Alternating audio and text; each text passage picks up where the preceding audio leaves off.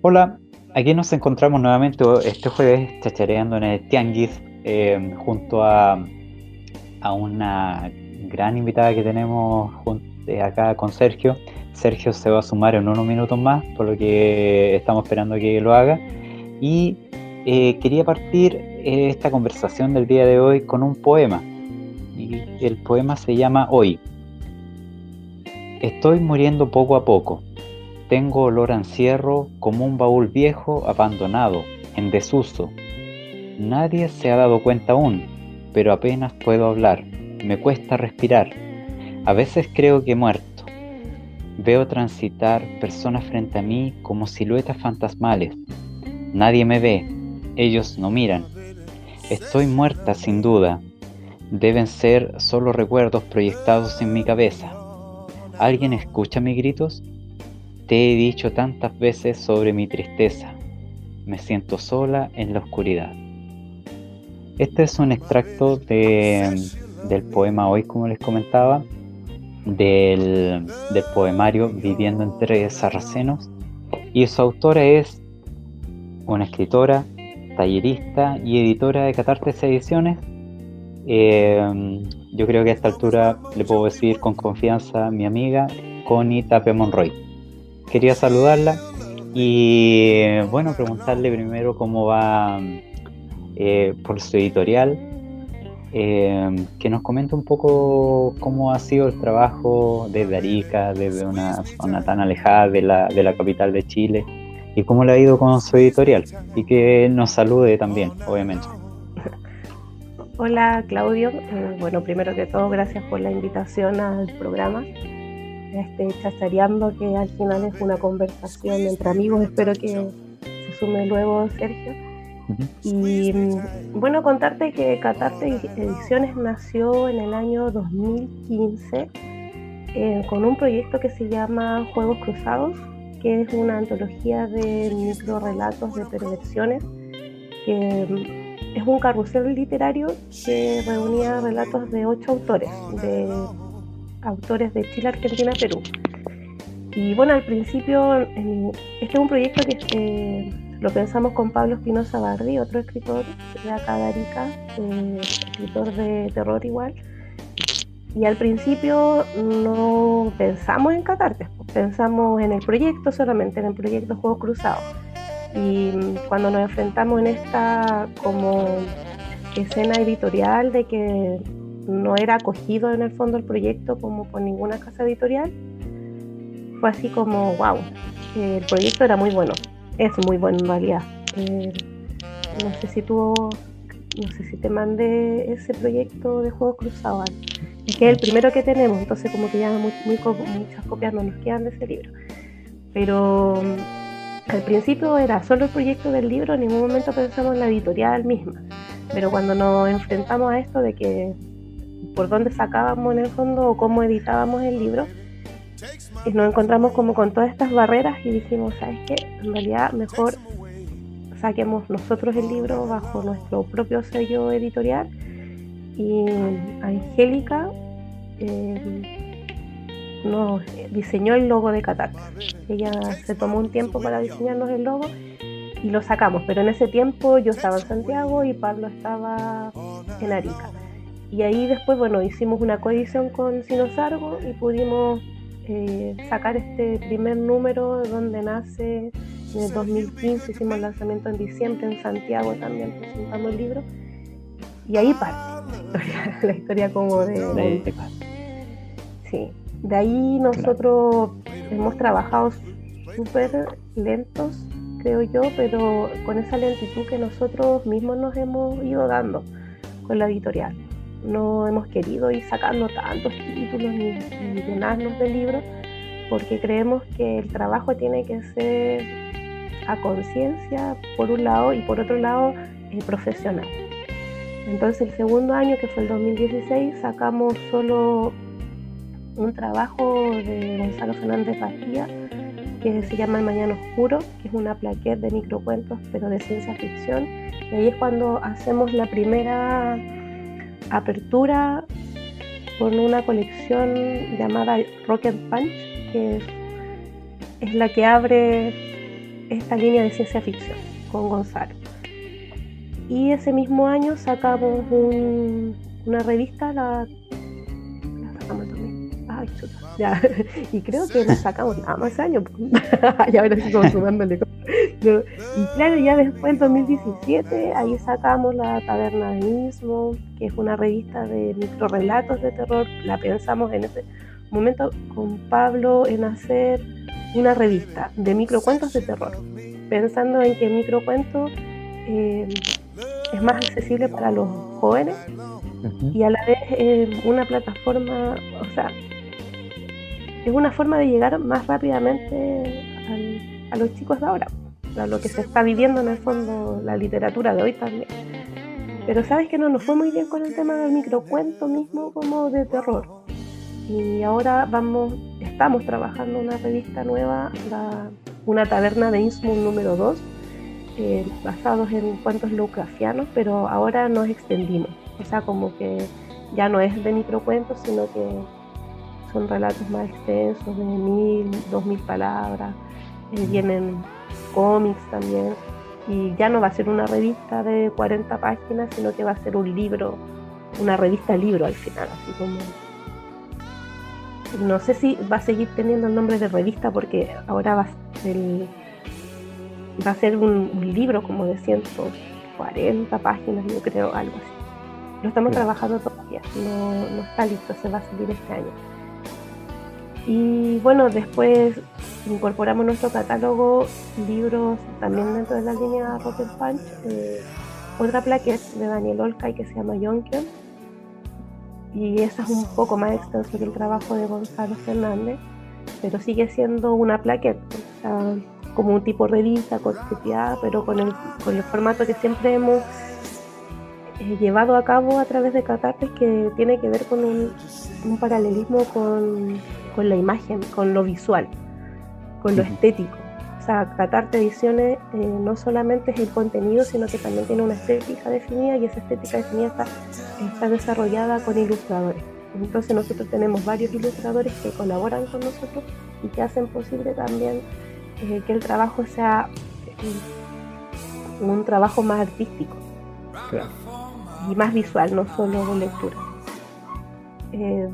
El año pasado sacamos la plaqueta, ahí abrimos otra colección que es de terror, que es la colección Bubba Sawyer, donde publicamos a Jonathan A. Hernández, que es de México, la ópera de la carne. Y bueno, el año pasado decidimos también publicarnos a nosotros mismos, sacar Viviendo entre Sarracenos a través de Catarte, sacar él como protagonista de un film clase B también. Y también publicamos el año pasado una reedición de La Maldición de los Batley de Pablo Espinosa Barry, porque era necesaria.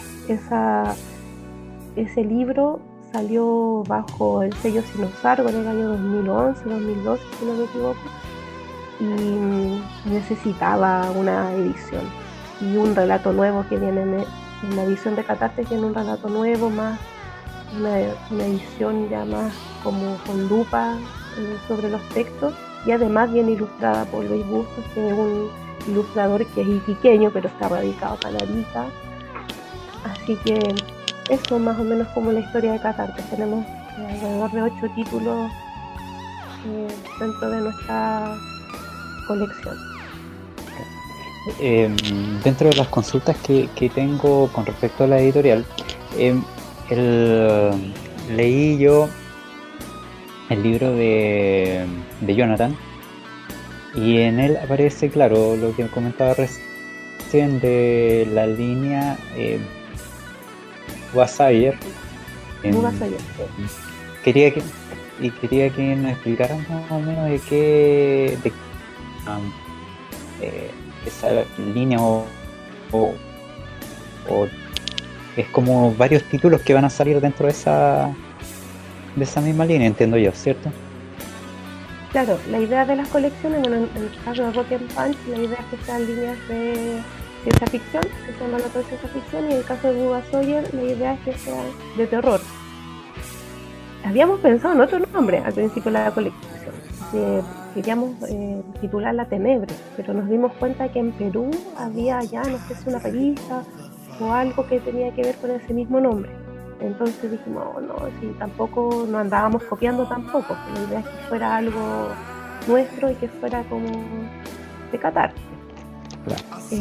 Por eso Bubba Sawyer, no es que no es que todos los relatos sean dentro de la línea que escribe Jonathan, pero sí de terror, sí de terror. Tenemos por ahí algunos nombres dando vuelta, pero todavía como que no queremos revelar nada porque como Claro. de repente resultan pero sí, tenemos nosotros ya autores así como pensados para la línea de terror, y también tenemos pensado otros autores para la línea de ciencia ficción. Lo que pasa es que al final pasa lo que te comento, que nosotros trabajamos así muy como hormiguitas, pero tratando, y bien también como tortugas, pero tratando que nuestro trabajo sea muy prolijo. Eso también, nos gusta que sea muy prolijo el trabajo de Catarte. Entonces, si vamos a sacar, no sé, 2, 3 o 4 títulos al año y no más que eso, que sean de calidad, que sean esos 4 títulos que sean de calidad. Porque, no sé, encuentro de repente que es descabellado estar sacando mensualmente un título bajo el sello editorial, no sé, todos los meses sacando un título nuevo, si finalmente estáis sacando por sacarlo. Y nosotros no estamos como en esa. Queremos que Catarte Ediciones tenga su sello y que sea un sello de calidad igual. Este año lo que sí tenemos así como seguro va a salir la Taberna de Info número 2, que ya está casi lista, estamos como en la etapa de la diagramación y como las cosas finales de ese trabajo, y lo hemos demorado, sí, pero nos hemos tomado su tiempo. Bueno, va a salir bajo Catartes, pero este sí es una coedición que la vamos a hacer con la editorial Cthulhu de Perú. Vamos a hacer una coedición de Necrospectiva de Pablo Espino Sabato, que es un fondo del libro que nos adjudicamos este año. Así que se viene ese libro reeditado, porque ese libro, bueno, salió bajo Sino Sargo. Después Pablo puede contar mejor esa historia, mejor en algún otro capítulo que puedan conversar con él. Claro. Salió bajo Sino Sargo, después salió bajo Autoboria y ahora estaría saliendo bajo las alas de Catarte Ediciones, pero en una coedición con la editorial Cthulhu. Y eso para nosotros es una alianza tremenda, que tiene que ver porque la editorial Cthulhu es la que la está llevando actualmente en todo lo que tiene que ver con el terror en Perú, con los autores. Entonces hacer como esta alianza para nosotros igual Arica, claro, si bien es cierto nosotros no estamos en las ferias independientes que están todos, como no sé, la Furia o la Primavera del Libro, o no estamos en las ferias de la Filba, por ejemplo, de Valparaíso. Nosotros no tenemos presencia ahí porque nos cuesta salir de acá de Arica. Una, porque somos ciudad, una zona franca, entonces sacar los libros de aquí hacia el sur se nos complica bastante. Eso por un lado, y el tema del financiamiento, cómo financiamos los pasajes para ir a esas ferias, pasajes, alojamiento, todo. Entonces, claro, pero dentro de eso nosotros tenemos ventajas, porque estamos al lado de Tacna, estamos al lado de Arequipa, estamos al lado de Lima. Por lo tanto, nuestras presentaciones de libros son en Tacna, en Arequipa. Todavía no hemos llegado a Lima, pero con esta alianza con la editorial Cthulhu ya nuestros libros van a llegar a Lima. Entonces estamos en una zona fronteriza que, si bien es cierto, estamos lejos como de todo lo que está ocurriendo en Santiago, pero también estamos más cerca de lo que está ocurriendo en Perú. Bien, mira, la línea editorial que tiene Catarte, realmente comentados son de terror y también de ciencia ficción. El gusto por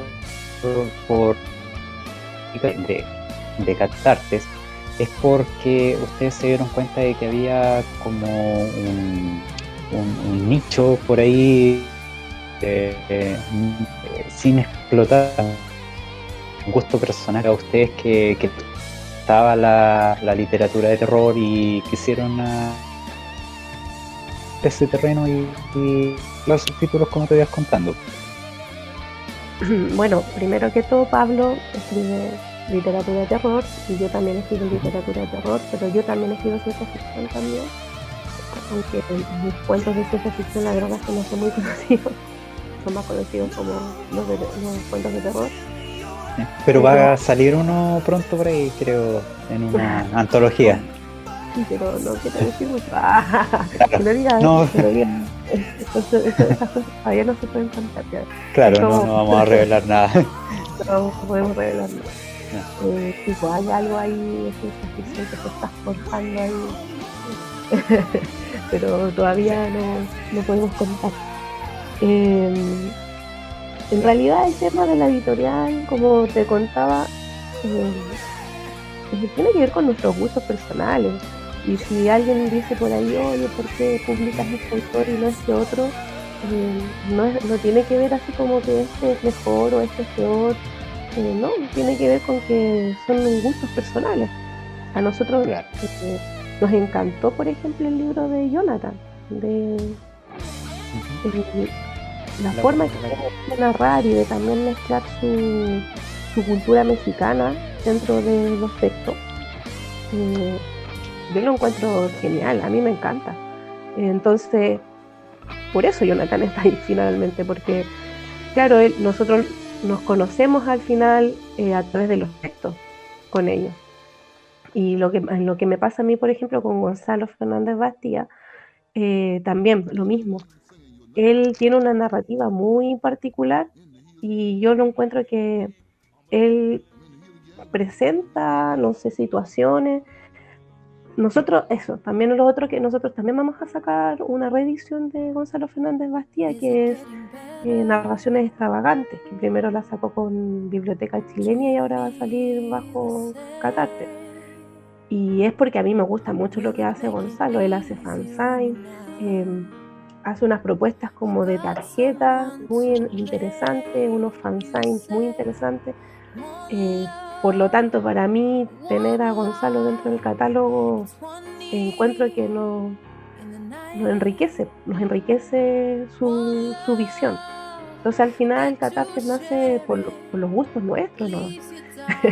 Yo no me veo editando cuentos de amor, no sé, no me veo editando otro tipo de literatura porque tampoco sabría cómo criticarlo o tampoco sabría cómo editarlo o cómo ayudar a ese escritor a que sea mejor su pluma, porque no es mi gusto tampoco, entonces tampoco sabría cómo hacerlo.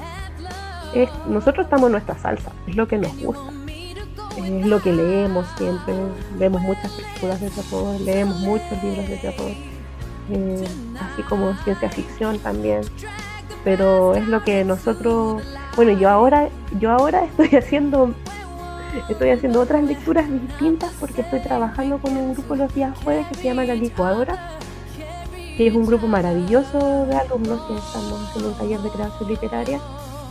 Y claro, yo por ellos he leído cosas que jamás en mi vida había leído, como Hernán Rivera Letelier, por ejemplo, no sé, como ese tipo de literatura que antes yo nunca me hubiese comprado, la verdad, un libro de Hernán Rivera Letelier, pero como son libros que están disponibles en biblioteca y son como parte de un club de lectura que está ahí, nosotros dijimos, ya, leamos todo lo que hay, y eso, leer todo lo que hay de todo tipo de lectura, y de hecho lo que menos hay en una biblioteca pública son libros de terror y libros de ciencia ficción.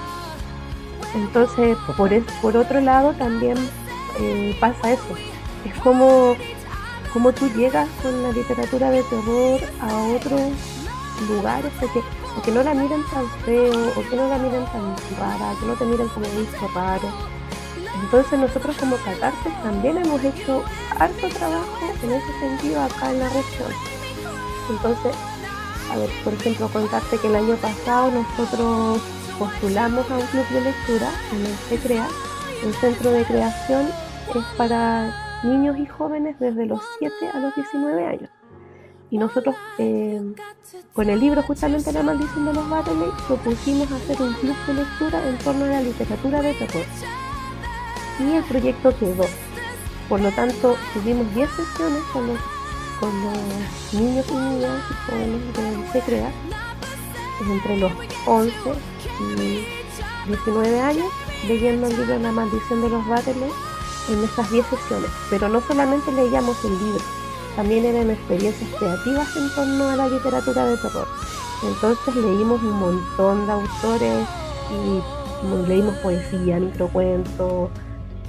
Por ahí también Michael, que estuvo anteriormente en el programa con ustedes, Michael les mandó un saludo a los chicos en una experiencia que tuvimos en el ferroviario, justamente porque hicimos una inducción con funerales en rieles. Entonces Michael les mandó un video, un saludo, y los chiquillos quedaron súper motivados. Entonces esa experiencia creativa de ese día fue maravillosa. Y así. Entonces finalmente Catarte Ediciones se posiciona en un club de lectura dentro de un rango etario que a lo mejor en otra oportunidad no se hubiese dado esa oportunidad.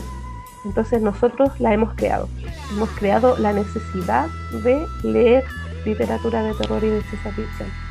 De buena manera, el tipo de literatura que ustedes hacen, o la misma literatura que, por ejemplo, de Pablo Espinosa, yo leí La maldición de los Baterles y ayer leí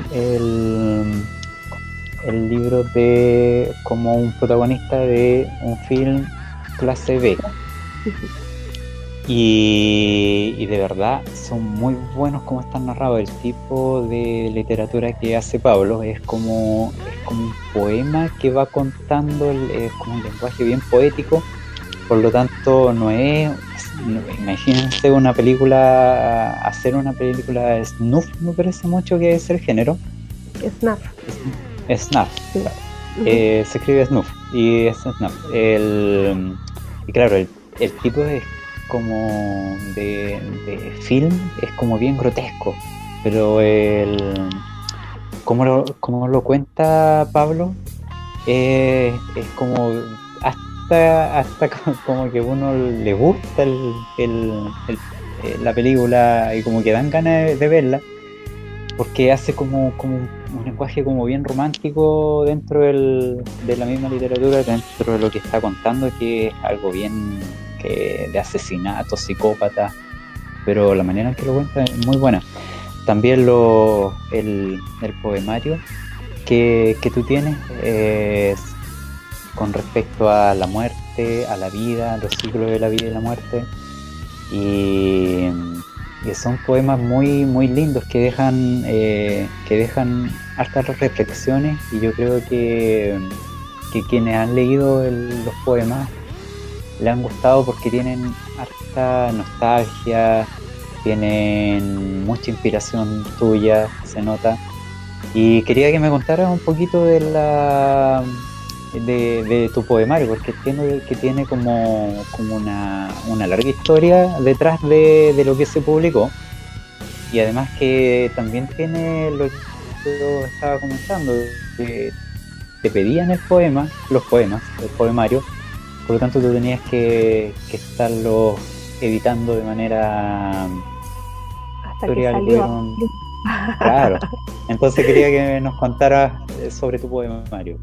Mira, el poemario lo escribí en el año 2008 y bueno, la verdad detrás de eso fue porque quería ganar un concurso donde había que escribir un libro inédito de poemas, y yo dije, yo aquí tengo algo que contar en el fondo. Así que lo escribí en el 2008, hace mucho tiempo, y el que me apoyó primero en ese proyecto fue Ramón Poveda, que es un ilustrador maravilloso, músico igual, y que él también está ligado a temas cinematográficos.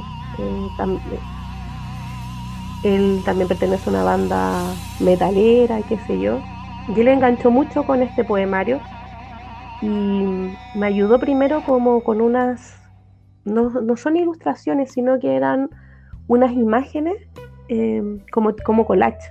Entonces él a cada poema hizo un collage de imágenes, como para darle un plus a esta propuesta, que la idea era ganar el concurso, porque eso fue la primera como impulso de publicarlo en el fondo. Y claro, lo hicimos, él hizo hizo la portada, hizo eh, todos estos collages de imágenes. Y después de eso, claro, no ganamos. No ganamos nada. No ganamos nada del concurso. Y dije, oye, pero no puede quedar ahí, qué sé yo. Entonces, no, yo empecé a imprimirlo de forma autopublicación.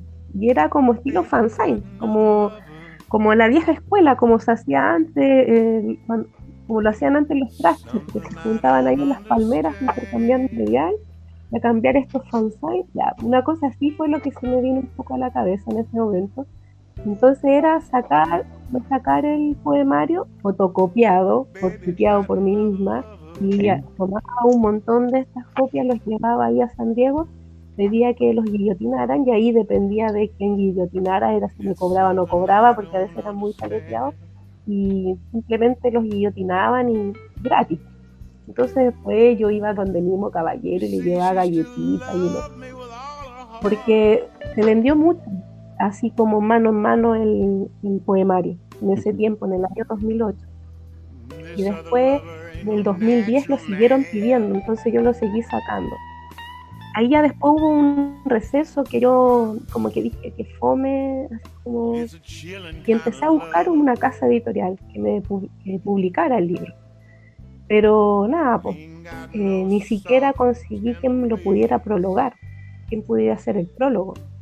No eran así negativas, pero sabes que nunca me dijeron es malo lo que tú escribes, ni siquiera me daban respuesta, ni siquiera era como... Entonces, bueno, en algún momento fue como que iba a tirar un poco la toalla. Y yo todavía me recuerdo un día que estábamos con Michael Rivera Marín, estábamos en la universidad porque Michael es profe de lenguaje y en ese tiempo también estaba de coordinadora en esa misma universidad. Y él me dice, pero Connie, me dice, ¿cómo no te publicas tú? O sea, como para qué sigues buscando casa editorial si tú ya tienes Catar, públicalo por Catar. Claro.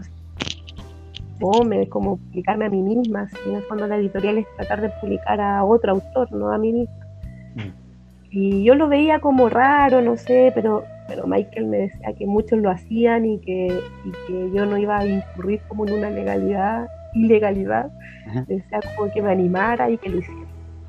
Entonces ahí ya después empezó otra búsqueda, pues fue la búsqueda de quién prologaba el libro, de quién hacía la portada del libro. Y eso ya no fue hasta el año 2017 cuando yo viajé a Arequipa junto con la delegación del Premio Bolaño. Me tocó exponer en la UNSA. Justamente expuse el trabajo de lo visual y lo estético de Catarte Ediciones en la universidad, en esa delegación del Premio Bolaño. Y la que estaba a cargo de recibir a la delegación allá en Arequipa era justamente Verónica Torocagua, que es la artista que termina haciendo la portada de Viviendo en Tezapa. En ese momento nosotros nos conocimos, yo le comenté de mi trabajo y ella me contó que le encantaba el terror, que ella se movía como por todos esos efectos oscuros de la parte artística y que le mandara el poemario. Y si a ella le gustaba, ella me iba a dibujar la portada. Y al tiempo yo después le pregunto, nerviosa, porque ya todo el mundo me había rechazado el libro. Entonces le digo, ¿te gustó el poemario? Me dijo, me encantó, aquí está la portada, y me manda la portada. Que finalmente Astartea se llama el dibujo. Astartea me envía la portada. Esa es su portada del libro. Ya con la portada del libro, Maru Delgado se suma, que también es de Arequipa, poeta de Arequipa, y ella hace el prólogo del libro. Y de ahí ya nace Viviendo en Tezapaceno, y lo bueno es que ha tenido muy buena recepción, porque este año, el año 2018, el libro volvió a Arequipa, pero esta vez ya editado, publicado por Catarte Ediciones, y lo leyó un curso del Colegio San Martín de Porres. 30 alumnos de allá leyeron mi libro y me tocó hacer un diálogo en movimiento con los chicos allá, donde me llenaron de preguntas obviamente del libro, y hubo firma de libros con ellos, y creo que pareciera que mi norte fuera Arequipa, porque era una prologuista de Arequipa, la artista que hace la portada es de Arequipa, y además me tocó hacer un diálogo en movimiento en Arequipa. Entonces, y bueno, y ahora este año 2019 mi libro está como parte del plan lector en el colegio Adolfo Beizaga, de acá. Entonces creo que ha tenido como una resurrección ese libro después de 10 años. En el 2008 sale la primera vez, autoeditado, y ahora sale en el 2018, y como que creo que tuvo una muy buena resurrección viviendo entre Sarracenos, igual que el contenido. Igual que el contenido. Como que muere, resucita, renace. Pareciera que el libro en sí está hecho bajo esa frase de muerte y nacimiento. Sí. Y bueno, queríamos saludar a Sergio, que se está sumando por fin acá al Chachareando en el Tianguis. Yo llegué hace rato, pero no quería interrumpir. Tuve un contratiempo, un accidente de pancha. Los que hayan visto Los Simpsons van a cachar la referencia. Bueno, aquí estábamos conversando con Connie, nos habló de la editorial, nos habló ¿De la taberna de Innsmouth habló o no? ¿Ah? ¿Habló de la taberna de Innsmouth? No. Que hable entonces, o que calle para siempre. O sea, es que habló de la continuación de la taberna, de la parte 2 que van a sacar, me parece que está. Ya, entonces sí habló, entonces claro. Que no hable de eso. Pero de la primera parte todavía no hemos conversado un poco más, interiorizándonos en cada publicación. Pues hemos visto Viviendo entre Sarracenos, que es su poemario, y un poco de La maldición de los Waterley, que es de Pablo Espinosa Bardi, y bueno, estábamos hablando de los talleres literarios donde ella participaba y el trabajo que lleva hasta el día de hoy. Así es que no sé si Sergio quiere saludar a Connie. Mientras tanto, intento conectar a Luis. Hola, Connie. Hola, Sergio. Ese fue un saludo lacónico.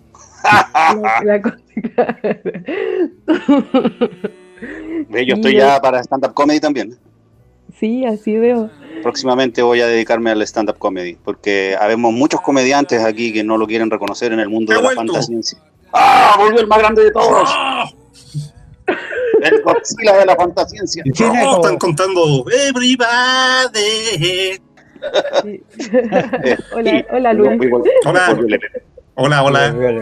Entonces, ¿qué pasa con la editorial Cthulhu? Que ellos tienen ese perfil de dar el espacio de narrar cosas que ellos no tienen permitido leer, ¿me entiendes? Entonces, finalmente, no sé, la editorial Cthulhu que hace todas estas propuestas de cosas más perversas, de estas cosas más oscuras. Entonces, por ejemplo, para esa editorial en sí ha sido un espacio, un nicho para llamar a autores que no pueden ser considerados en ninguna otra área, porque finalmente la literatura de allá es un poco, no es como la de acá. Nosotros igual acá tenemos más libertad de expresarnos con la poesía, con el microcuento, con la novela en general, no sé. Ajá. Con el relato mismo en general, somos más abiertos acá para leer de todo, pero allá en Perú no. Entonces, son como más barreras que lidiar. Entonces, los chicos, ¿qué es lo que hace esta editorial? Abre ese espacio para que los autores que no son aceptados como en otro lado tengan ese espacio. Yo creo que esas son como las grandes diferencias, pero también literariamente hablando, hoy son muy buenos los escritores peruanos en ese sentido. Microcuento, por ejemplo, de terror, mira, no sé, ya a lo mejor algunos se van a enojar conmigo por mi comentario, pero la verdad es que el microcuento de terror o de ciencia ficción que hacen en Perú es superior a lo que se lea acá. Y bueno, y también con respecto a lo mismo, entiendo que en harto de los libros que se han publicado, los trabajos que se han publicado a través de Catartes, tiene que han participado ya sean, como tú comentabas, la portada la realizó una ilustradora peruana, me parece mucho, ¿o no? Sí, el Viviendo entre Sarracenos está hecho por Verónica Torokawa, que es de Arequipa. Claro. Y así han participado tienes también el trabajo como lo habías comentado, con Jonathan en La Ópera de la Carne, que es un autor mexicano. Claro. Y yo creo que esto también, el tema de estar viajando constantemente a Perú, has tenido como una retroalimentación con respecto a distintos autores y que han querido participar en la editorial, o tú también lo has invitado. Y con respecto a tu trabajo también, acá uno puede ver que también has participado en algunas microrelatos también allá. En el 2017 participaste en un microrelato, Eróticos 2. En el 2016. Sí, pero eso no se dio por consecuencia de haber estado acá en Arica. El tema de 69 microrelatos eróticos 2, que lo hizo Editorial Altazor. No, eso se debió a que, mira, en el año 2014 yo gané el primer lugar en las cartas de amor Dime que me amas de la Biblioteca de Santiago. Y gané con una misiva que estaba pegada en el refrigerador, y le saqué una foto y dije, con esto no voy a ganar porque todos quieren una carta de amor. Y mi misiva era como... era una misiva, no era una carta de amor finalmente. Era un microcuento con imagen también. Entonces justamente en esa época estaba Pía Barros en el jurado y a ella le gustó mucho. Y bueno, finalmente saqué el primer lugar en ese certamen. Y Pía Barros pregunta que si alguien me conocía a mí. ¿Alguien conoce a esta chica que ganó el primer lugar? Y justamente dentro de ese grupo estaba Lorena Díaz Mesa, que es la editora de Cherazade. Y nosotros con Lorena nos conocimos en el taller literario de Maipú, mucho antes de que ella tuviera la editorial Cherazade. Éramos compañeras de taller, íbamos las dos juntas al taller. Y me invitaron al primer encuentro de microficción trinacional en la USACH, en este país, que se realizó con Chile, Argentina, Perú. Entonces de ahí salieron las alianzas. Finalmente el juego cruzado nace de esa alianza, de la gente que conocí en ese encuentro. Y 79 microrelatos eróticos también nace de ese encuentro, porque ahí fue que yo conocí a Carolina Cisneros, que es quien hizo la antología y la que antologó todos los relatos. Ella fue la que me hizo la invitación, pero en esa época yo todavía no pensaba y nunca pensé en que iba a terminar viviendo en Arica. Claro. Se da una coincidencia justo de que era de Perú. Uh-huh. ¿Y en Horror Bizarro? No, Horror Bizarro sí. Horror Bizarro ya se da estando acá en Arica, y justamente con esta alianza que te comentaba yo de Editorial Cthulhu, donde nosotros ahora vamos a hacer una coedición con ellos este año 2019. Ahora aprovechemos de, como en la canción infantil, juguemos en el bosque mientras Luis Saavedra no está. No, ya llegó, ya. Oh, no, ya. Estamos perdidos. We are doomed. ¡Hola!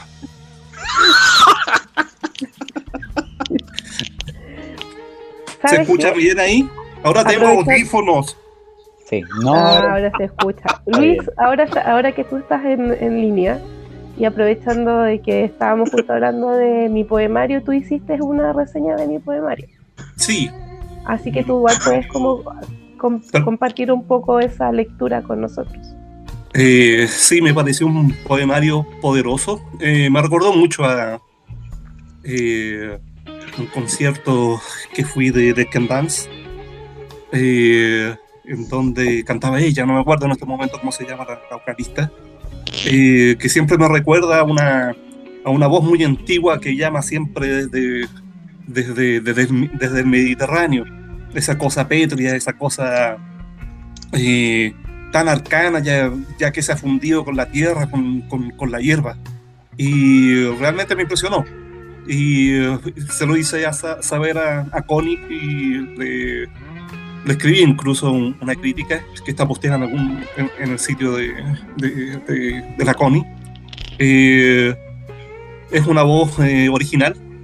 Yo no soy una personalidad que sepa mucho de poesía, pero realmente me gustó su voz y la encontré que era muy madura y muy original para hacer un primer libro. ¿Aló?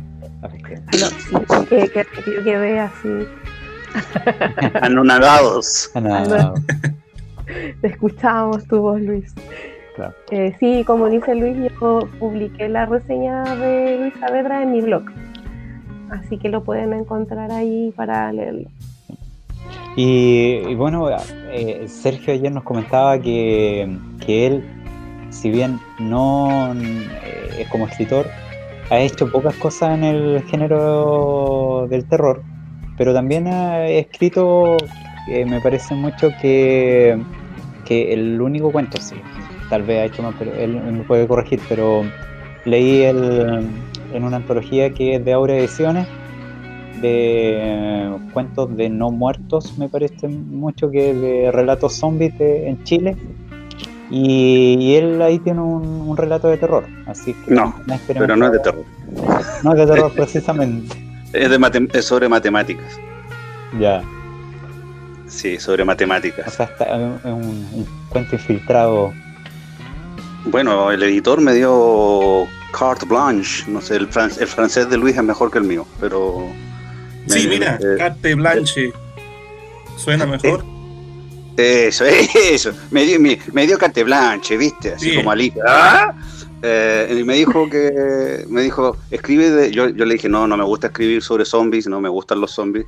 Y me dijo, pero escribe de lo que quieras. El zombie puede ser un no muerto, un vampiro, un ghoul, lo que sea, un huecufe.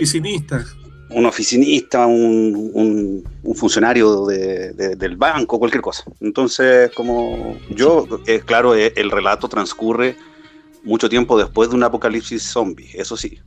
El brote Z, le llamo yo en el cuento, el brote Z. Pero en realidad fue una excusa para tratar ciertos temas que me interesan ahora y que estoy investigando sobre matemática y sobre la ley de los números, de los grandes números, large numbers. Eso que, por ejemplo, se ejemplifica de la siguiente forma. Tú sales al patio de tu casa en medio de una tormenta y te cae un rayo. Te paras, caminas 2 pasos y te vuelve a caer otro rayo en la cabeza. Y tú dices, ¿qué probabilidades había de que a mí me haya caído 2 veces un rayo en la cabeza? Piensas que las probabilidades son bajísimas, pero no lo son cuando se aplica la ley de los grandes números. Porque resulta que ese evento puede que sea raro que le pase a alguien en tu timeline, en tu tiempo, a tu contemporáneo. Pero si lo pones en el contexto de los millones de años que lleva de historia el planeta Tierra, es un evento que es mucho más probable que pueda ocurrir. Es una cosa estadística, entonces. Exacto. Solamente que no nos tenía la ventana de tiempo suficiente para ejemplificarlo. Eso mismo. Y bueno, y contestando o sea, haciendo la salvedad, no es un cuento de terror. Lo más cercano a terror creo que estaría publicado en La Taberna de Innsmouth 2, pero no me consta porque todavía no he visto ningún ejemplar. Sí va, pero es que no sale todavía esa revista. Bueno, pero ahí debería haber algo de terror, pero tampoco es tan de terror, pero es de terror porque la convocatoria hablaba me parece, bueno, Connie nos puede decir mejor de qué era la convocatoria. Era terror cósmico, ¿verdad? Terror cósmico, ritualística y sectario. Bueno, y el mío tiene que ver con el horror cósmico y con lo sectario. Así que en eso entra, y además es un homenaje a Carlos Lloró y a Don Carlos, como le dice Claudio, y a Don Howard Phillips.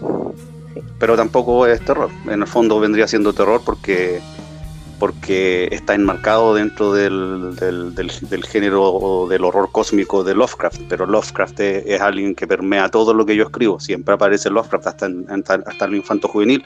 En Armórica hay referencias a Lovecraft, en Otherkin hay referencias a Lovecraft, ya hay un dios Lovecraftiano ahí, que no es propiamente tal del panteón que inventó Lovecraft, pero sí de los dioses que fueron agregando los escritores posteriores.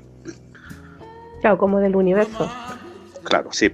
Entonces yo podría decir que mi obra está enmarcada dentro del universo de Lovecraft también, y creo que somos muchos los que tenemos esa influencia, todos menos Luis Saavedra, obviamente. Él no está influenciado para nada por Lovecraft, él está más influenciado por la ciencia ficción cincuentera. Obviamente, la ciencia ficción de la buena. De la buena, la ciencia ficción cincuentera de la buena. Sí. Pero antes que derivara en el slipstream. Pero es que tampoco a mí nunca me gustó mucho Lovecraft. Encontraba que su horror era muy burdo. Siempre estabas leyendo un cuento de Lovecraft y siempre sentías al autor pegándote tocaditas en el hombro y diciéndote: esto es muy horroroso, ¿no es cierto? Sí, viene algo, horroroso, sí. Viene algo, pero déjame viene ver. Algo horroroso, innominable. Sí me gusta el horror Lovecraftiano, pero por otros autores. En este Robert momento, Bloch, por ejemplo. ¿Perdón? Robert Bloch. Como Robert Bloch, que es un muy buen escritor, muy superior que Lovecraft. Lovecraft es una singularidad. Se reconoce haber creado un universo propio, muy propio, y casi no tiene antecedentes o referencias anteriores. Podemos encontrar, no sé, por Clark Ashton Smith previamente, pero no mucho más. Lord Dunsany, pero más por el lado de la fantasía. Sí, por el lado de la fantasía. Ahí no había horror cósmico. La fantasía más clásica. Pero Lovecraft tiene el privilegio de ser un universo completamente autocontenido y original.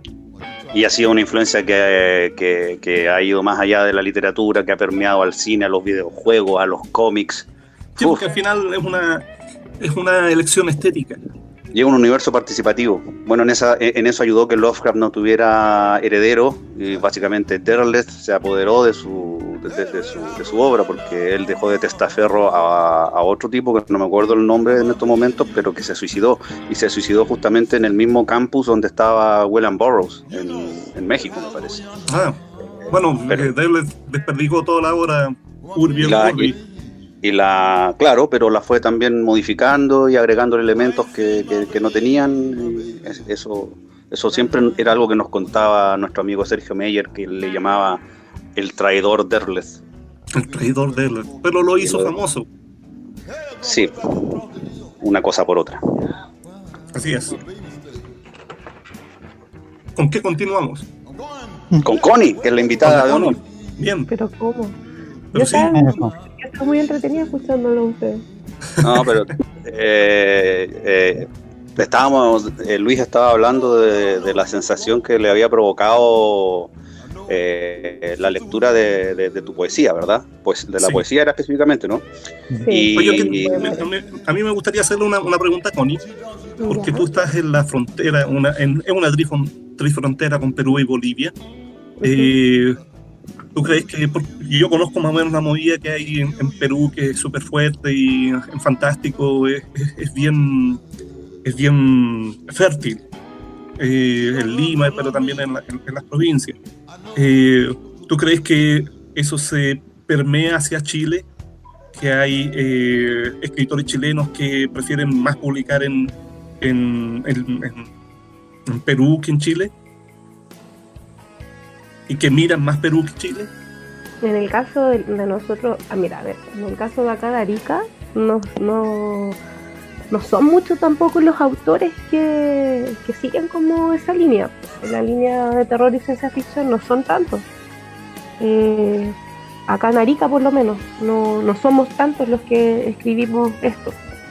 Y sí, a nosotros nos permite estar más cerca de Perú. Yo prefiero 1000 veces, no sé, publicar con con Perú que irme a Santiago porque me queda al lado.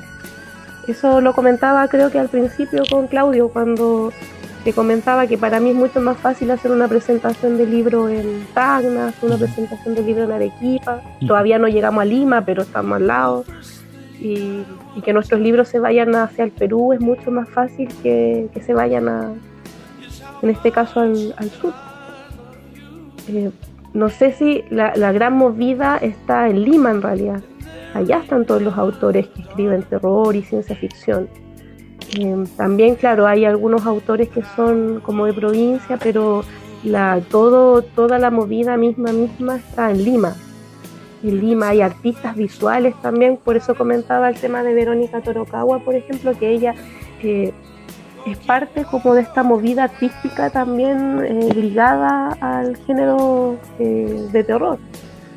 Y en Arequipa también, te comentaba yo la otra vez sobre Reinaldo Quispe, por ejemplo. Él, a pesar de que hace unas acuarelas que son muy hermosas, él también es parte de la movida de esta movida oscura del arte. Hay una agrupación, por ejemplo, en Arequipa que se llama Metamorfosis, y la mayoría de los chicos de Metamorfosis escriben cosas oscuras y aberrantes. Y además tienen propuestas, yo creo que literarias, que son sumamente interesantes. Por ejemplo, Esteban Couto, que escribe poesía, escribió un libro que todas sus páginas están son páginas negras, así, páginas negras, y su poesía en letra blanca o letra dorada.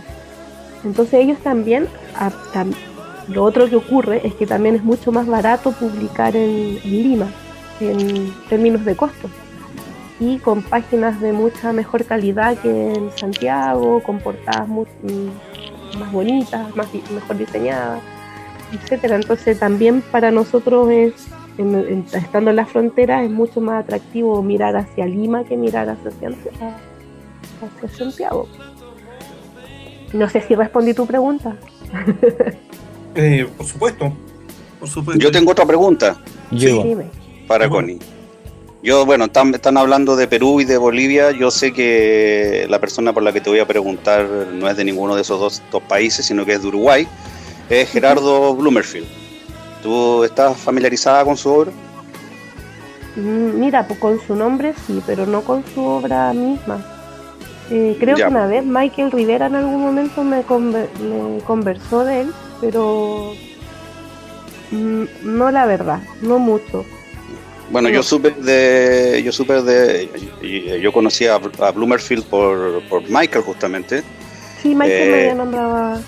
Sí, Michael es un autor 100% de terror. Creo que él es en lo que está cómodo, incluso en esto en lo que participó de Tres Balas en la Pampa. Incluso su historia y su personaje tienen que ver con el terror.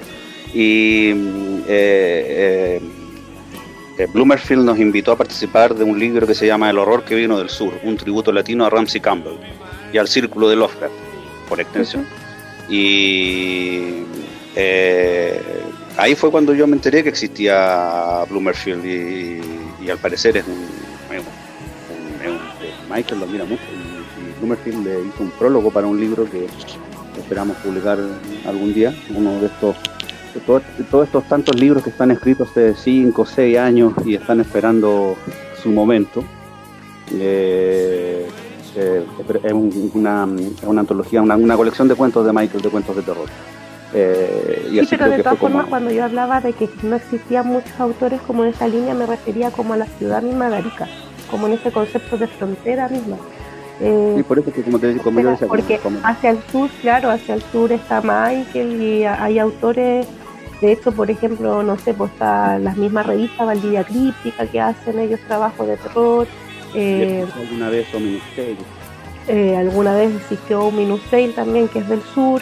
Y ahora la nueva revista que apareció se llama Oscuras Revelaciones, que es una revista de Temuco, que han sacado 2 números. Juan Pablo Áviles ha sacado 2 números de compilación también. No, ¿Cómo? para nada. Oscuras Revelaciones es una revista muy nueva porque salió recién hace poquito. Juan Pablo Áviles lleva 2 números. Y conversando con él, obviamente toda la inspiración de la revista de él viene de Ominous Tale, de Valdivia Críptica, como porque igual Juan Pablo igual es joven, o sea, es como de esta generación que quedó como en la admiración de lo que había sido en algún momento este boom de Chile el Terror, cuando aparecen todos estos autores, pues dentro de todos estos autores aparece claro. Chile el Terror, pues claro, aparece Michael, aparece Pablo. Ahora yo no lo... Luis es de la generación de los baby boomers. No, yo te hablaba que no sé qué referentes hay, si se llega, obviamente que teniendo internet uno está conectado con todo el mundo, pero al mismo tiempo hay eso que se denomina la infoxicación. Hay tanta información que uno termina intoxicado y de tanto que hay uno no sabe por dónde buscar de repente. Entonces, igual hay referentes que le llegan a uno por el lugar geográfico en el que se encuentra y por la cercanía. Entonces, por eso te preguntaba, quizás se sabía más de Bloomfield por allá que por aquí más hacia el centro. Quizás no sé, pero todo está a un clic de distancia por internet, pero al mismo tiempo también está a un clic de años luz. Connie, quería volver atrás a Lovecraft y te quería hacer una consulta con respecto a cómo influenciaba en ti, en tu literatura, el personaje de Lovecraft y también si nos podías contar, si es que se puede contar, un proyecto en el que tú estás trabajando por ahí relacionado con un cuento, me parece mucho de él. Ya mira, va a sonar como raro, pero la verdad es que no sé si fue el que me haya inspirado tanto como en la primera etapa como de lectura. Creo que él viene como consecuencia de otras lecturas. Me gustaba mucho leer fantasía. La verdad es que yo soy más lectora de Asimov, de Philip como, no sé, me gustaba mucho El Señor de los Anillos, Tolkien. Esas eran como mis lecturas. Asimov. Asimov, sí. Llega mucho después. No es inmediato, o sea, no es tan inmediato. Mi hermano fue el que en algún momento empezó a traer libros de Lovecraft porque me decía que lo que yo escribía era terror. Yo le decía, yo escribo lo que a mí me gusta escribir o lo que yo creo que tengo que decir. Y no me gustaba como enmarcarme en esto de ningún tipo, en el fondo. Yo creo que los primeros relatos incluso que escribí tienen que haber sido como una mezcla así como muy como Alien, así como ese estilo, y sin haber visto a Alien. Eso es lo que voy.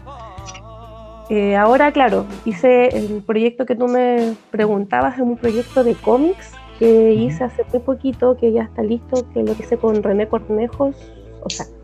Torres Cornejo, que es el mismo ilustrador que hace Pedro Corvo.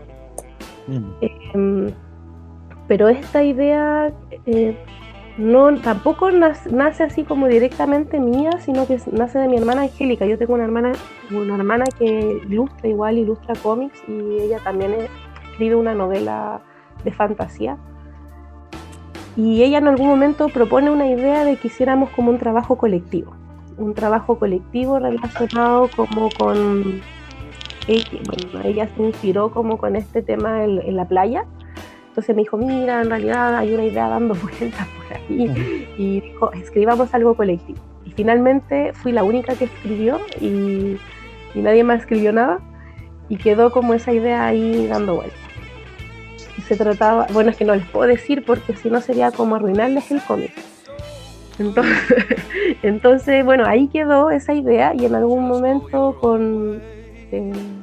a René yo le comento, le digo, mira, tengo un storyboard, tengo la historia hecha, está hecho el guión, y no sé, mírala, si te gusta, vemos, o si no, no sé, esperaré si a alguien más le gusta la idea, o si no, desecharla nomás de lleno.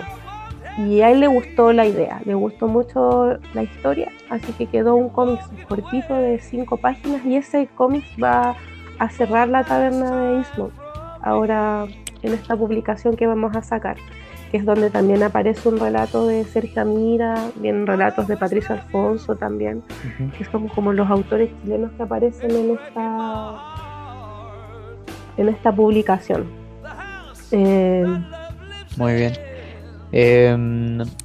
Otra pregunta que tengo es, esta me la sopló Jaime Dueñas, no.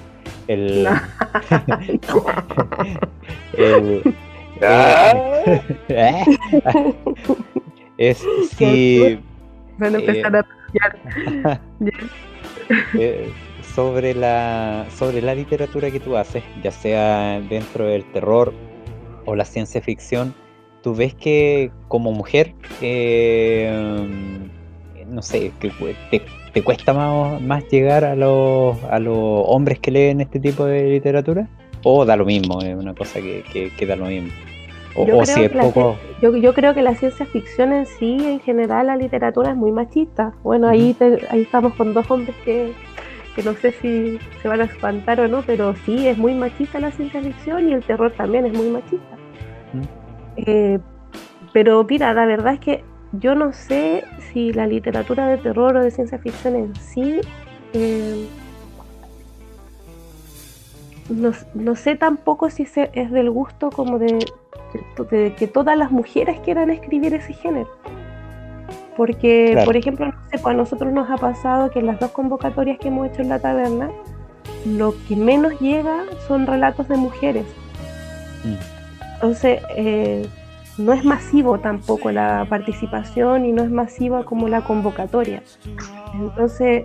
y ahí en ese caso se puede culpar al patriarcado y al machismo de que no haya más mujeres enviándote relatos. No, pues, es que por eso digo que... Es que ¿sabes por qué te lo menciono? Porque lo que tú estás diciendo es exactamente algo que me llamó la atención de la crítica que hizo Patricia Espinosa de Quiero la cabeza de Sir Arthur Conan Doyle, donde hay un relato mío, y que se publicó por Contracorriente y los editores fueron Pablo Rummel e Ignacio Fritz. Sí, y la crítica, una de la principal crítica o una de las críticas que Pablo Rummel me llamó la atención sobre eso que decía ella ahí, era que faltaban voces femeninas. Y me decía, Rummel me contó que invitaron a tantas mujeres como hombres, pero no todas las mujeres aceptaron participar o quisieron participar. Entonces después me decía, nosotros quedamos como los machistas y los opresores y los patriarcales, pero ¿qué podemos hacer si no hay escritoras que estén interesadas en participar? ¿Qué podemos hacer?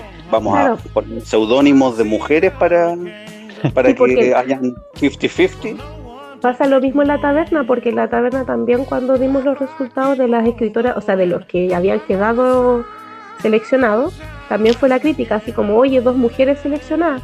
Así como, pero si no hay más, en realidad, bueno, ahora vienen 4 mujeres en la taberna, pero es porque finalmente yo termino de hacer este cómic con René y los vamos a incorporar, y no sé, pues Maru Delgado, que consideré que igual hay unos poemas de su libro La ciudad flotante que como que son compatibles un poco con la temática lovecraftiana, pero de la participación de mujeres fue muy poco. Entonces, y de los 2 relatos que hay... Bueno, porque esto tiene que ver con lo que hablábamos hace un rato también de los números y de las estadísticas. Es una minoría dentro de una minoría dentro de una minoría, entonces cada vez vas estrechando más la cantidad de probabilidades que tienes. Pero hay que identificar los factores de por qué las mujeres no pueden o no quieren entrar dentro de los géneros. Yo creo que no quieren, es una cosa de que no quieren nomás. Es que no lo sabemos, ¿no? Porque nadie es que no lo sabemos, porque ahí sería como prejuzgar o jugar algo que no sabemos. Pero que las mujeres no pueden, sería decir como que están discapacitadas para escribir en un género determinado. No, yo creo que una cosa, no creo, mira. Ian Wright, no sé, y Mary Shelley, por mencionar solo 2 ejemplos de escritoras de terror. Ejemplos de escritoras, pero no sé, es que yo no podría hablar como por otras escritoras que no escriben del género. Pero desde tu punto de vista, desde tu experiencia, ¿cuáles han sido los escollos que tú has encontrado para escribir ficción de género? Mira, para mí para escribir nada, porque yo soy súper como abierta a escribir. O sea, si hay un tema que yo quiero escribir, lo escribo y lo escribo sin tapujos, sin nada. Ahí están también algunos relatos eróticos o algunos relatos que son un poco más macabros o que son, no sé, más gore, por decir así, y yo no tengo como prejuicio en ese sentido. Pero sí los escollos son en otro sentido. Por ejemplo, cuando yo traté de sacar Viviendo entre Sarracenos, claramente no hubo ningún hombre poeta que haya querido hacer el prólogo de mi poemario. Y nunca me dijeron no, y me encontré con muchos, no nos vamos a nombrar aquí, pero me encontré con varios que, no, sí, yo te lo escribo, mira, dame plazo, y lo voy a escribir aquí, y nunca pasó nada. Entonces finalmente ¿Por qué no le pediste a Luis? Pucha, en ese tiempo no nos conocíamos con Luis.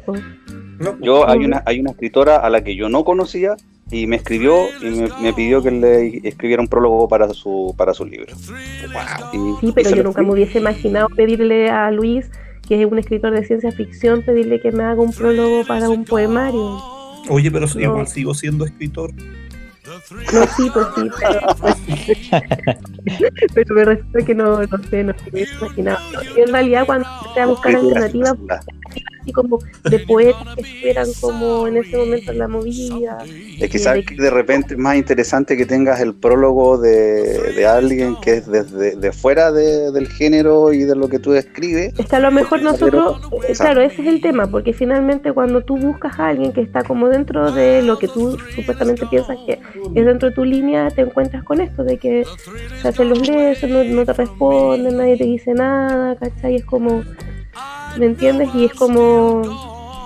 Es un ecosistema muy chico. Sí, pues es un ecosistema muy chico. Yo no sé si hay un como recelos que no quieren que se metan como en esto, ¿cachai? Yo tengo una pregunta, porque en diferentes países, incluido Chile, se han hecho antologías exclusivas para mujeres. ¿Tú crees que es una vía tener espacios seguros para las mujeres? Por ejemplo, ahora que tenemos que salió Fantástica, que es la antología que sacó Chilenia, me parece, y en donde sí se reunieron las condiciones para que muchas mujeres pudieran escribir. Sí, pero yo no sé si las condiciones estaban dadas como así, porque finalmente yo tengo entendido que Emiliano fue el que dijo, Emiliano Navarrete, que es el editor de Chilenia, fue así como yo quiero que esté esta persona. Entonces no es que exista un espacio, porque que exista un espacio es que existe una convocatoria abierta donde tú tengas la posibilidad de postular. Pero aún así la respuesta fue inmediata y pudo reunir que en otros proyectos, por ejemplo en Poliedra,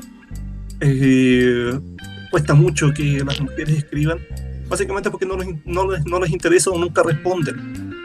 Entonces tal vez crear espacios seguros o editoriales seguras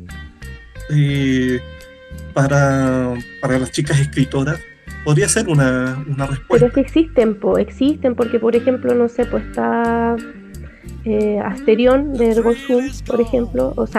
Asterión es una editorial de la Pía Barros y ella publica básicamente puras mujeres, por ejemplo. ¿Y los libros de la mujer rota? Claro, está la editorial Ediciones, ¿cómo se llama? Loba Ediciones, o la misma editorial Cherazade de Lorena, que ella también publica mujeres, y ellas también hace poco sacaron una antología de microficcionistas chilenas. Esos espacios están, pero finalmente esos espacios que se generan a través de otras mujeres, mujeres antologadas. Yo tengo una duda, y esos libros entonces son antologados por mujeres, con autores mujeres, y entonces los compran lectoras mujeres y solo lo leen mujeres. Pero eso de cómo se vive. Llegamos ahí en que si yo voy a la librería me lo tiene que vender una vendedora mujer. Y si yo No, soy pero hombre es que no ahí me lo tú va a estás vender. como diciendo, yo sé que la antologadora o las que dirigen los proyectos siempre son mujeres y las que participan mujeres. Ahora, ¿qué ocurre después de que se imprime el libro? Eso ya es como elucubrar mucho de que todo siempre va a ser como en este mundo femenino. Luis, el peligro de lo que dice Luis de los safe spaces, que se habla mucho en inglés, de estos espacios seguros, es crear guetos. Y resulta que la ciencia ficción y el terror y la literatura fantástica en general ya están en un gueto. Ya son guetos. Exacto. Entonces ya tú, entonces después ahora hacemos una antología solo de mujeres, otro gueto. Después vamos a hacer una antología solo de personas transgénero, otro gueto. Lo ideal sería Estás que alejando. pudiéramos... No, pero Estás yo creo alejando. que es la temática, Sergio. Tiene que ver en el fondo con que de repente hay mensajes que se quieren entregar y se entregan desde una voz femenina o desde una voz masculina o en este caso de una visión transgénero, ¿cachai? No sé, pues porque, no sé, ciertos, en el caso de los transgéneros, ellos tienen problemáticas, hay problemáticas que ellos quieren visibilizar, que ellos quieren mostrar, que ellos quieren contar, y quiénes son mejores que ellos que lo visibilicen. En el caso de la problemática del feminismo pasa lo mismo, porque también está el feminismo que está politizado también, que es de otro punto de vista en cómo tú entregas esa narrativa, esa poesía o lo que sea. Porque finalmente, por ejemplo, en el caso mío, si tú me preguntas, pucha, yo feliz que Lorena, por ejemplo, me haya considerado dentro de la antología de microficcionistas chilenas. Claro, porque yo escribo microficción, soy mujer y que me consideren dentro de una antología donde están microficcionistas chilenas, la raja, lo encuentro súper bien. Pero para mí, ¿cuál es el pero? Que no sé si es mi público, ¿me entiendes? Porque la gente que lee los libros de microcuentos, en este caso de mujeres, a lo mejor espera encontrar otro tipo de texto, no lo que yo escribo. Lo que yo escribo igual también es algo como de nicho. Y lo que escribes tú, lo que escribe Luis también, son cosas de nicho, cosas muy específicas, ciencia ficción, terror específico, es para un lector que busca ese género. Por lo tanto, para mí, aparecer en una antología solo de mujeres, lo encuentro bonito, encuentro la raja, que siempre me estén considerando, pero para llegar a ser lector de terror no me sirve esa vía. No me sirve esa vía porque no es el lector que yo busco. El lector que me tiene que leer a mí es un lector que le gusta el terror, un lector que le gusta la ciencia ficción, en el caso de que sacara a lo mejor un libro de ciencia ficción. Tengo otra pregunta para la Connie. Porque a ti te gusta el terror, un terror bien físico, corporal, que es el Splatterpunk o el gore. ¿Estoy en lo correcto? ¿Cómo concilias eso con la visión del feminismo?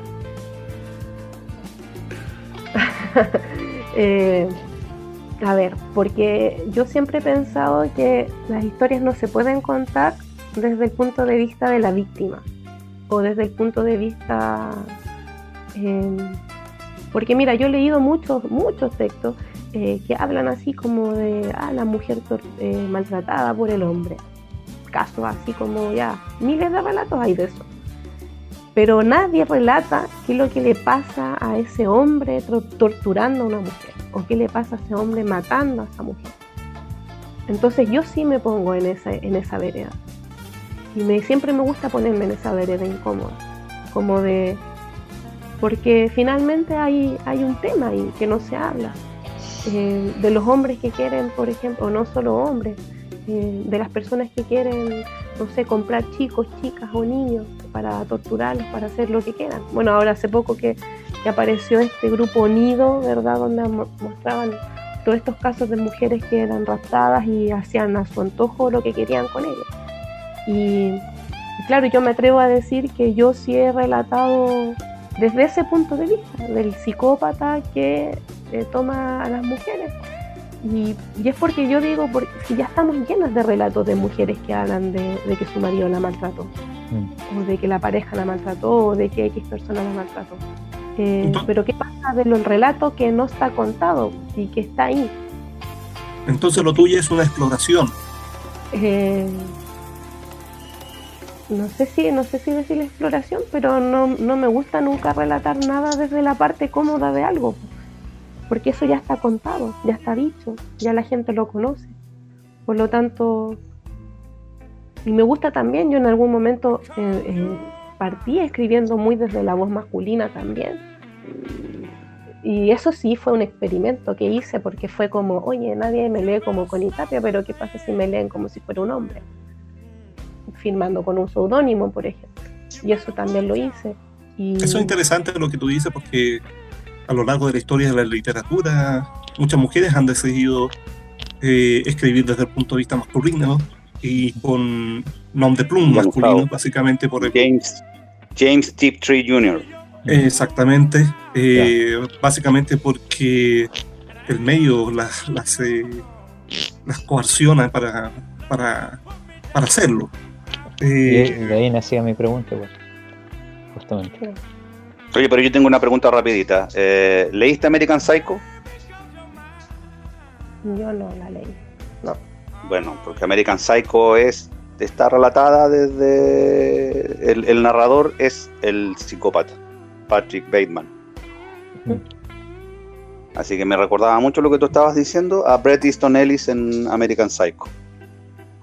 Describe con todo detalle cómo torturaba a las mujeres y las cosas horrorosas que les hacía. Cuando estuve en Reino Unido, porque ustedes saben que yo estuve en Reino Unido mucho tiempo, no puedo hablar años y años de eso, iba a clubes de conversación. Yo también iba a clubes de conversación. Los chinos eran muy inocentones. Yo me encontré con una chica que no habían chinos. No. Bueno, me encontré con una chica con la cual tuvimos una discusión sobre qué era humano o no. Ella me decía, por ejemplo, una persona que era un psicópata, un asesino, era un monstruo. Por lo tanto, no podía considerarse un ser humano. Yo le decía que al final, si venía de un ser humano, por lo tanto, tenía que ser desde la propia naturaleza humana. Por lo tanto, no existen los monstruos, el bien y el mal no pueden estar separados, y abrazar las dos. Siempre hablamos en contrarios, en dos lados, pero que al final son diferentes rangos o un espectro de sensaciones y emociones que al final simplemente son seres humanos. Por lo tanto, no es tan descabellado siempre contar el terror desde el punto de vista del monstruo, que al final no es un monstruo, es simplemente un ser humano que tiene una visión discordante del resto de la realidad. Es solamente un inciso que quería hacer.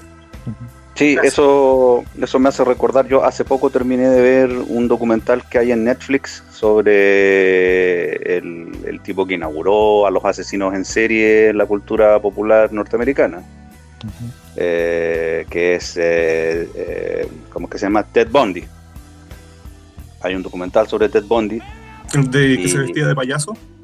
No, ese era Pogo.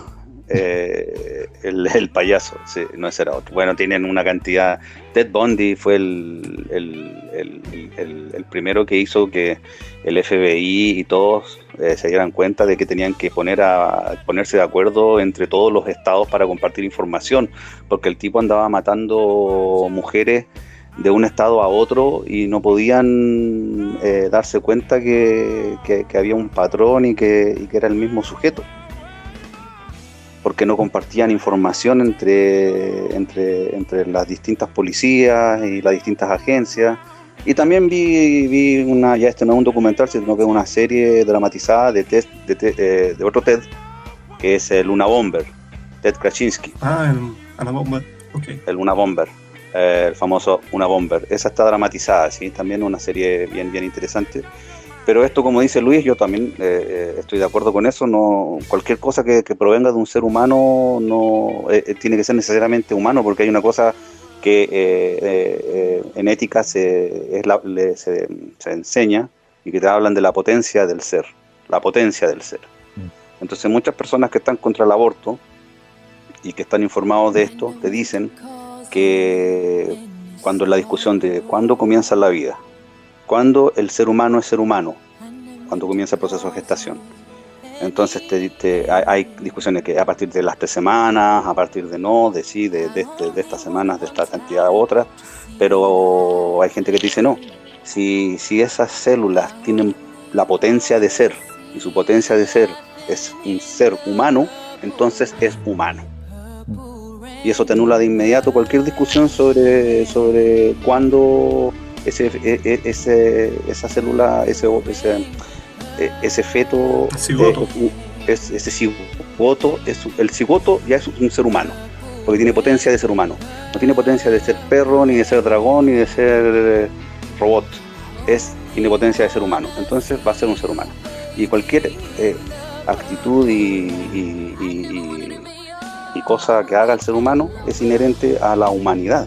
Entonces, por eso yo hablaba la otra vez con Álvaro Matus, que es un amigo que publicó un libro sobre psicópatas. No sé si tú lo viste, Connie, lo conoces. Monstruos humanos. Con ese título. Monstruos humanos.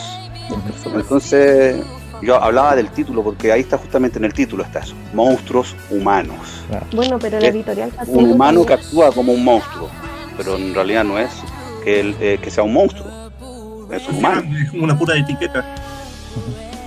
Sí, bueno, la editorial Cthulhu también hizo una convocatoria dentro de las antologías que ellos sacaron que se llama El monstruo del humano.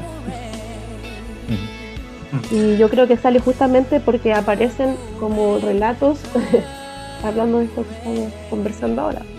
Se hace necesario finalmente. A propósito de monstruos humanos, eso también me recuerda un documental que vi hace mucho tiempo sobre lo que está en discusión ahora, los diferentes grupos en internet, que contaba la historia de un tipo que tenía muchas fantasías sobre asesinar a seres humanos, y se había hecho una cuenta prácticamente anónima dentro de un foro, en donde escribía con mucha precisión cuáles eran sus intenciones de capturar a un ser humano y llevarlo al basement para hacerle todo tipo de vejaciones. Eso cayó dentro del radar del FBI. Hicieron un raid y pudieron llegar al tipo. Y el tipo había hecho muchos posteos, increíbles posteos muy precisos de técnicas de cómo cortar a una persona, y lo llevaron a juicio. El problema es en dónde empieza el crimen, o dónde empieza cuál es el crimen que se le imputaba. Y era una discusión legal sobre qué se considera crimen y qué se considera el límite o la línea donde tú puedes cruzar para ser un criminal. En este caso era muy, muy difusa. La ley norteamericana no estaba preparada para un caso así, de un tipo que en su vida normal era una persona que tenía hijos, tenía una señora, iba a trabajar, iba a comprar, volvía, hacía toda una vida familiar, pero tenía una vida secreta, que era entrar en estos foros y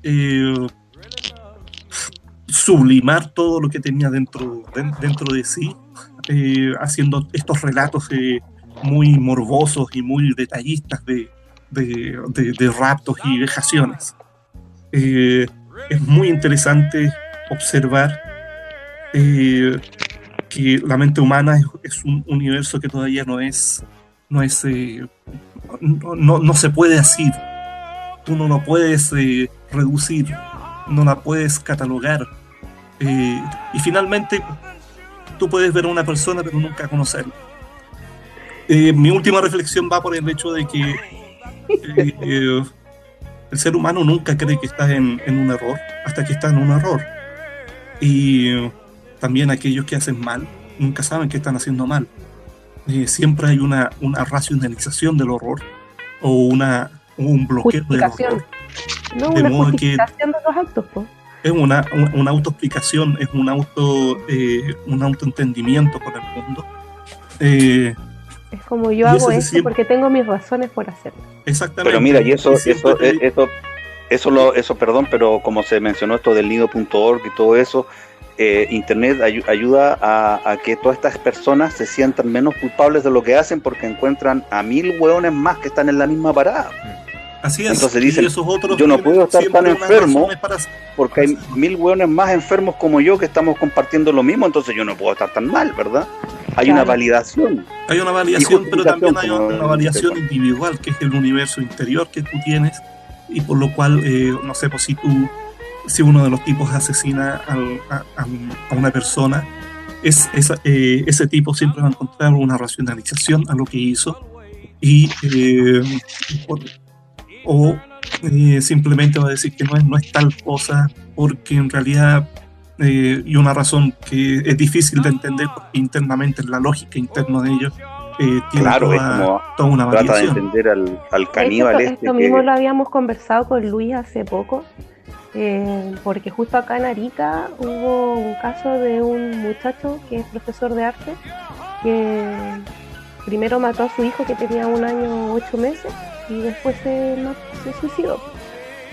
Y claro, estuvo un par de días perdido y después los encontraron ahí como cerca del humedal y encontraron como esta escena horrorosa de que él había asesinado al niño y después se había suicidado. Entonces yo estaba en estado de shock, me acuerdo ese día, y lo conversé con Luis, como lo conversamos esa vez.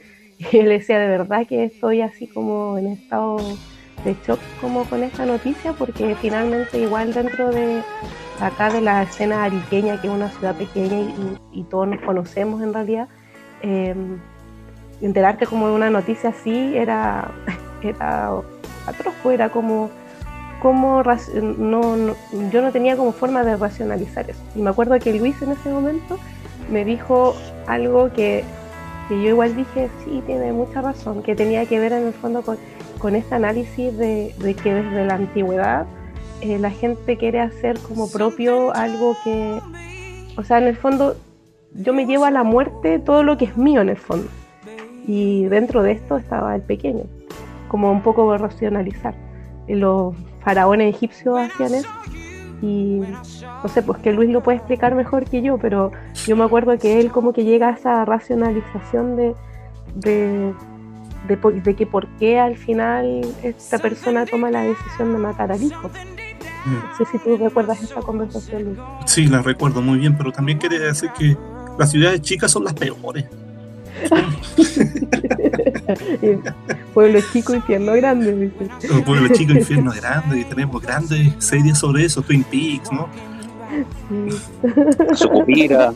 Sucupira, bien. Mira, Gravity Falls, que es para niños. Gravity Falls, ¿no? Gravity Falls, por supuesto. Y Springfield también. Springfield, no olvidemos, el señor que ha planeado que lo enterraran con Smithers. Y eso me da más validez a lo que dije, de que al final tú nunca terminas de conocer a una persona. Las personas se validan o sabes cómo son desnudas cuando están en los extremos de las crisis. Ahí sabes realmente cómo van a funcionar. Yo te podría decir, cuando haya un incendio yo me voy a meter a salvar a los gatitos que hayan y a las personas que hayan dentro.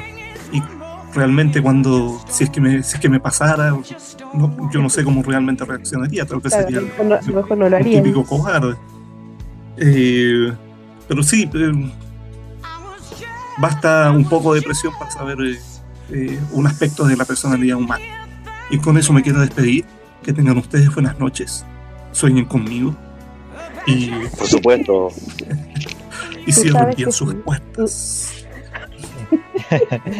Muchas gracias, Luis, por haberte conectado, y un placer haberte conocido a través de este Chianguis Así es que espero que podamos conversar en otra oportunidad porque me parecieron muy divertida tu participación y además Mejor que temas estos hombres en el interesantes. castillo. ¿Ah? Esto ¿Ah? fue mucho mejor que eso de los hombres en el castillo, debo decir. Esa cosa.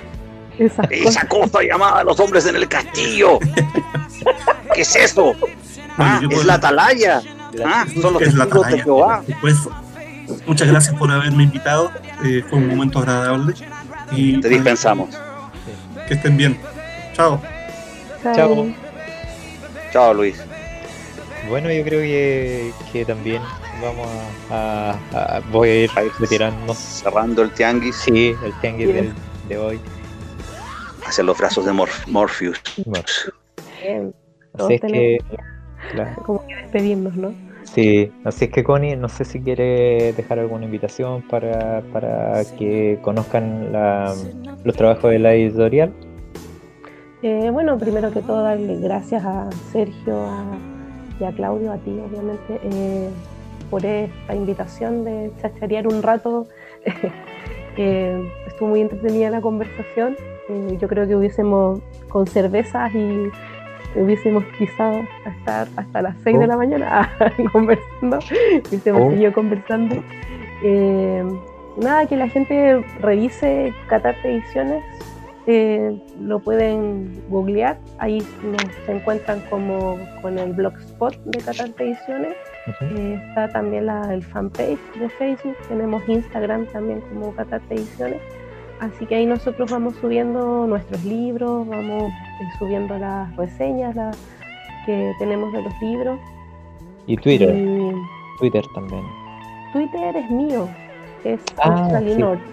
Sí. Sí, igual lo tengo vinculado como con el Instagram cuando subo cosas a Instagram, pero Australinor es como el Twitter mío, personal. Así que ahí también de repente pongo cosas como más de lo que yo voy tuiteando, así como en el día, más que de la editorial. Más personal. Sí, pues es más personal. Pero de todas formas igual ahí pueden seguirme a través de las redes sociales.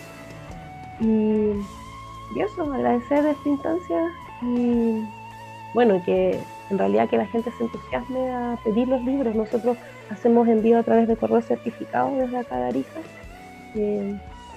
Nos sale, o sea, como el costo adicional nos sale caro, porque no es un envío de una caja o de algo que pueda salir muy caro pedirlo a través de internet, así que se atrevan como a conseguir nuestros libros. Perfecto. Ya pues, amigos, Sergio, Connie, damos término a este chachareando en el tianguis. Y nos vemos en la próxima edición y larga vida a la fantasciencia. Buenas noches. Buenas noches. Chao. Buenas noches, chao.